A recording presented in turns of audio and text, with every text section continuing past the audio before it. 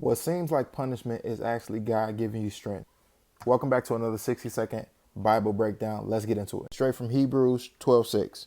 For whom the Lord loveth, he chasteneth, and scourgeth every son whom he receiveth. Since we're limited in time, I got to tell you, you should definitely read 12:6 to 12:12. But let me give you one more verse.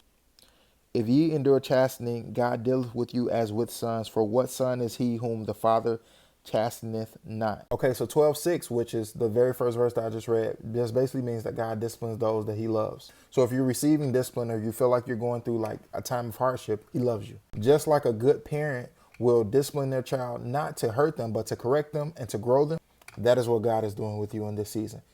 And then I read verse 7. And then verse 7 basically is saying that if you're experiencing hardship, if you're enduring hardship right now, you're being treated as a child of God. Because would a loving father ignore their children, or would he shape their children? Would he help grow them? And then verse 8 goes along to say that if you have never received his discipline, then you might not be one of his children. And what that basically is saying, that you don't have a real relationship with him. And then verse 9 goes along to break down that if we have given our earthly parents respect for their discipline and their correction, wouldn't we give him that and more, because he is our heavenly father?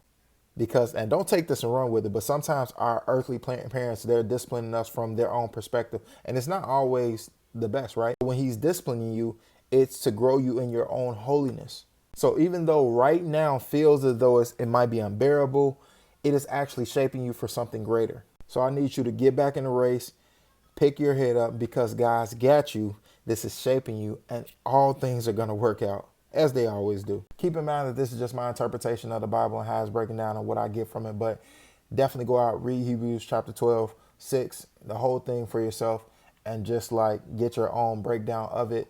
I definitely enjoyed this Bible breakdown, and I'll see you tomorrow for the next one.